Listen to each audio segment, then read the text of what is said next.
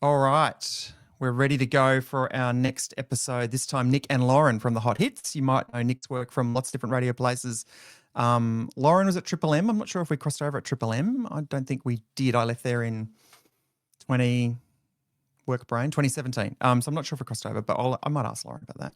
But it's not about me. It's about them. So we're going to talk to them in a sec. So this is another recorded episode. Next week, we've got a live Q&A episode as well.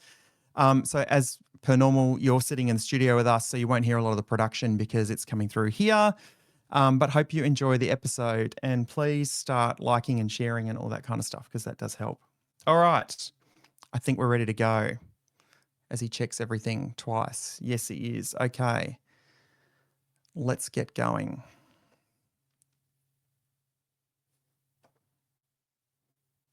Okay, so the recording started.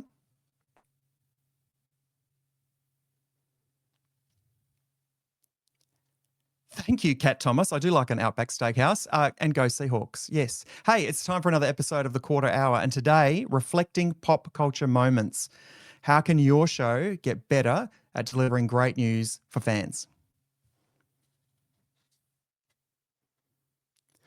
All right, last week was a big week. I mean, it was only a week ago, but gosh, entertainment and media moves pretty quickly when everyone was celebrating the surprise shock announcement that Harry Styles not only had a new single, not only had a new album, but was also going to announce a tour. And I, like you, probably looked through all the socials and saw what radio people were up to and how they were reflecting it and what sort of stuff they were doing. And there was one piece of content that really stood out to me for a great reason. Have a listen.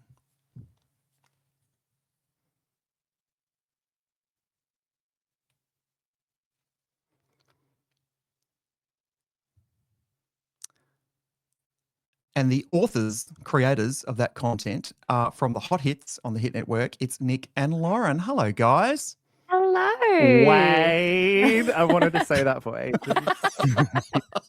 That's copyrighted by another pod, Nic. We won't talk about that. Yes, enemy pod. Hey, I was going to say, Loren, did you actually get to go to the bathroom after all that? There was a lot of weeing going on there. Eventually I did. Once I'd I didn't get to hear the song. So at that day I was sort of like, I was able to keep it together. But when we were in here listening to the song for the first time all together, well, it was game on. I was just weeing everywhere. No pads on the floor. I'm glad you went with it. I'm surprised you didn't end up with some sort of, underpants sort of sponsorship. That sounds really creepy. Where am I going? I'll just forget it. Forget I went there. Yeah. I meant like incontinence pad. That's where I was going, but it didn't get there. Anyway, enough of that. I'm going to leave. Congratulations. Keep going with this one. I like your chat. Yeah, you sit back, Nic. We got this. Hey, congratulations, because I know it seems pretty simple on the surface to go out and talk to listeners about, or Harry Styles fans in this case, about what they thought on their first listen. But it surprises me how many shows don't get out of the studio. So just take us back a little bit into the prep for last week. So you hear the news, there's a Harry Styles piece coming. What are you thinking at that point? Well, initially, we weren't supposed to go down there. So it was sort of going to be Shawnee B from Today FM was going to go down there. And then Nic sent us a message at about, I think we went down there at 3. I reckon about midday I sent a message. So I was having a nap. You were having a nap. We've got a few group chats that we keep in touch with the show. We've got one for everyone that works on it, from audio to digital, etc. Yeah. And then there's one where it's just myself, Loz, and our executive producer, Kerrod Sharp. And I texted that one and I said, guys, we need to be there. Like, it's just the easiest pop culture seize we can possibly do. We know the social numbers will be huge because everyone's going to be talking about this. You use the words Harry Styles on TikTok, it's guaranteed 100,000. And we just basically, we met Loz at work and Loz picked us up and we drove there and took mics and we were there for about 30, 40 minutes. And it was probably one of the funnest things we've done in a while. Yeah, and because you're talking to fans who are so genuine. Like, there's talking to fans of an artist and then there's talking to fans of an artist, especially fans like Harry Styles fans, Taylor Swift fans. Those are the fans that you just really want to be honing in on and sort of like get their experiences for radio, but mainly for socials too. 100%. Yeah. You got that in mind when you're recording that? Are you thinking, now, what's going to make this sound good and what's going to make this look good? Do you have to think in 2 tracks at once, or are you kind of doing the audio first, then the social video, or vice versa? I feel like we kind of do both at the same time. We've got an amazing digital producer, Bailey, who's got such an amazing eye for all the digital content. And then it's pretty easy for it to sort of translate over into the sound aspect as well. But I don't know, they kind of just played out as they were on air and digitally. So it kind of all just melded and just worked together. It really was kind of a case of this was a content capture event, not going down to capture audio or capture video. It was going down to capture essence and vibe. Yeah. Our show is obviously very music focused. And I think something that we try and do differently to other shows is we're less about sort of superstar engagement and superstar moments. And we're more about connecting on an authentic human level to fans of that artist and being kind of a conduit between artist and fan. And this feels like the perfect opportunity to do that. So yeah, it was literally a case of, Shawnee B still came down, who's Today FM's workday announcer and a really good friend of ours. And what I really like is that you have other radio stations and networks that like that show will try and beat that show or beat that show. We just go down as a crew. We all bundled in the car together. We split off into teams. We went and got our content. We got back in the car together. We worked collaboratively and we got, between Sean's videos and our videos, we're talking millions and millions of hits on social and great audio for the radio as well, put together by our audio producer, Simon Valentine. And we've always been very mindful when we create content, especially for our Instagram, we go, cool, we're making it. The thing we can do is link up with fan pages, things like that to just get it out because we're making the content and we just want it to be there for the fans in any way that it can be, really. Yeah, absolutely. And I think, there's some A-level artists that really you can kind of play into their big fan communities. Obviously, Taylor Swift is one and Harry's another, and, maybe Somber even. Like, there's a few artists now that kind of are, that uber level of fandom that surrounds them and everything they do. And, it was interesting to me when the Taylor Swift tour was on last year, or the year before now. And it was so amazing that radio got out of the building. It's almost like we needed permission to get out. And all of a sudden, everyone's doing an OB from a concert. Everyone's kind of reflecting it in the week leading up to. And I'm just wondering what you think about radio in general being having a role in reflecting those pop culture moments to the fans themselves. I think I was working at Triple M at that time, and what I loved that they did, I remember Jay Mueller coming in and saying, we can't do a pop-up. We can't, as Triple M, we can't do an OB at a Taylor Swift show, but what can we do? And they did the Triple M, like the Triple M versions of the Taylor Swift songs.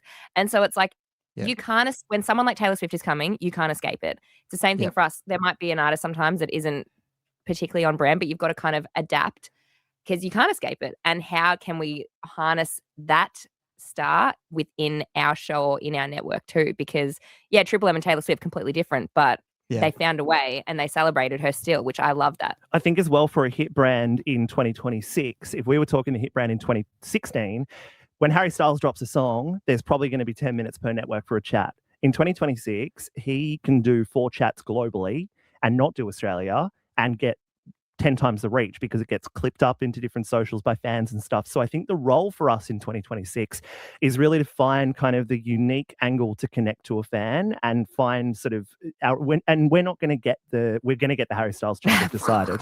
That's happening. But it's rare that we will get the Taylor Swift to the world on this show. We're a huge network with huge shows and we try to find our own way that feels good to us and feels enjoyable for us and that we hope that connects with the fan. And I think that's the conduit we play. We're not going to be the first place that you hear a song. We're not going to be the first place that you find out that nugget of information. I think what our role is, we're content creators in 2026. We are finding an angle, which is something we've always done, obviously. But I think it's more imperative when it comes to music and pop culture moments than ever for us to find an angle. And for us, we've got a few pillars around our show that we put everything through, some filters. And the main one of those is authenticity and actual connection with audiences. And so finding that opportunity within a music moment is what we aim for every time. And it's pretty effortless and pretty easy to do. Yeah. That's great. Hey, Lauren, you might not have been able to do Taylor Swift from Triple M, but you can do Jay Mueller on this podcast anytime. That was really good. It's one of her best impressions. I do it all the time. It comes out way too regularly. Every time because I bring my dog Noni in quite often. And I did so at Triple M too. And Noni and Jay Mueller's, 6 foot, whatever. And Noni's he's this big. And he'd go up to Jay and crawl up his little leg. And Jay would say, "Hello, Noni," like every time. So now whenever we see Noni, Nick will be like, "Hello, Noni." Hello, Noni. Hello, Noni. Hey, thanks for coming on and chatting about it because I think those pop culture moments come along once in a while. I mean, they're not every week, and you'd probably say, thank God they're not every week either. But also, I think they bring some liveliness and vitality and purpose to radio because we still go to radio for moments. And I think that sometimes is lost. People think, oh, young people don't. And of course, they're going to social first. We're not crazy in saying that they don't do that. But for a sense of community and coming together, I think that what you're doing, even just by reflecting it on air, but going on the street, it sounds so simple and easy, but I can't begin to tell you the number of shows that don't leave a studio. And I think getting out there where the audience are in their world, I know it sounds cliche, but getting out in their world and being passionate and enthusiastic and reflecting what they're doing is excellent. So well done to both of you. So you know what it is, Wade, that's inspired a lot of this over the last little while? It is watching content creators, independent content creators that go and buy a Rode mic, get a friend to hold their iPhone, and they generate content in a flash. There's people in Australia like Tate McGregor. There's a guy named Liam who's doing an amazing job with this stuff. Pop Sam Cam. They're agile and they just get shit done. And I think radio thinks it's been so resource starved now that you can't still have that agility to go, we can do this with a phone. We can do this with a simple Rode mic. Let's just go and see what happens. Yeah. And it's only 30, 45 minutes out of our day that then adds to that gives us a break on the show that night. Maybe we can play it twice. It's just about agility and sort of trying to think outside of the boundary a little bit of what we are expected to do as a 7 till 10 radio show. And it's relatable. I've always wanted to be, as a radio host, and Nick's the same, I've always wanted, I don't want to be relatable. That's who you are. That's who I am. And I've always wanted to be that kind of person. I think there's nothing more that you can do than going out and actually speaking to people on the street. It's not beneath anyone. I just think that it takes 20 minutes and it brings so much for the audience, and it made my day too. And as a show that's genuinely, we are so passionate about music, we're the only kind of, commercial night show that's really prioritizing independent new Australian music as well. We know how hungry people are for music. And when you go and talk to these people, it is the greatest kind of a reminder that what we do on the radio each night actually matters, and what we're doing on social every day matters, that people are genuinely connected to music. And you only had to look at all the words you were just saying about community and stuff. You only have to look at what happened on the weekend with the Hottest 100. That is not dying anytime soon. And it's a massive inspiration to, networks that have kind of gone a bit safe with music. And there's reasons for that we completely understand. But we're really lucky with this network that they give us a little bit of room to take the listener on a journey and introduce them to new music around the familiarity of the hits that they know. And I think this is just an extension of that. Awesome. Well, thanks, guys. Keep up the good work. Love following you and seeing what you're up to. Really enjoying the chemistry that you two have coming together as a relatively new show in radio terms, and keep up the good work. I will say, though, I've been sitting for about 10 minutes now on this glitter ball, and it's really uncomfortable. So I'm just going to move it. I don't know if you noticed. And you've got your Where love did on. you pull that from? You've got your Love on Tour shirt on as well. You are dressed up. Lauren, I literally pulled that out of my ass. That's no joke. Oh my God, I'm impressed. Please so teach we've me. reverted back to underwear and stuff, which I wasn't going to go there, but I did. Hey, thanks, team. Thanks for joining me. Appreciate it. Appreciate you, Wade. Thank you. That's Nic and Loren from the Hot Hits. Okay, coming up next, some liner notes. All right, I've been teasing this for a little while. It's a contest only for radio people, okay? So radio people only can enter this. It's a Harry Styles contest. So all you have to do, it's really simple. I'm not going to make this too hoopy, not too many steps. Basically, you just become a P1 of the podcast. Easy to do. Go to thequarterhour.com, become a P1. P1 is our loyal listeners, and it's free until the 31st of Jan. If you're listening to this after the 31st of Jan, I'll still let you in for free, but you've got to use a code word this time, and the code word is Harry. Okay, once you're a P1, you'll get all the information there on how to enter a Harry Styles contest. But what I'm basically looking for is for you to find awesome bits of content about Harry Styles to do with his album coming out soon, or his tour announcements, or anything anyone is doing about Harry Styles over the next couple of months. And the winner will actually receive a Harry Styles vinyl and also some other merch. So have a look at that. It's for radio people only. You have to work at a radio station to win this. All the details are on thequarterhour.com. And as I said, if you go to be a P1 and it's not free, just use the code word Harry and I'll let you in for free for a short time only. What else can I tell you about as we tick down to the quarter hour? I've been talking about the Australian Audio Awards. Nothing much more to add except to let you know that the entries close soon. I didn't realize this. There's 27 categories across radio, podcasting, everywhere. You could be in independent podcasting. You could be at one of the networks or platforms. But seriously, make sure you enter and support the Australian Audio Awards. They're presented by Mumbrella, Radio Info and Radio Today. And the headline partner is Acast. Thanks to Acast for getting involved. And Steve Ahern wrote a great piece on Radio Info about the importance of the awards as well. What else can I tell you about? Oh, there's a new marketing campaign that I love. It's from Listener, which is SCA or Southern Cross Media's Listener audio on demand platform. And the name of the campaign is What Aussie Ears Want to Hear. I'll link it on my socials, but go and check it out. If you're in radio overseas, it's a great example of using ears, actual ears, in a special effects kind of way to bring home the notion that audio is varied and can travel across different ears at different times. So check out that campaign. I actually think it's a winner.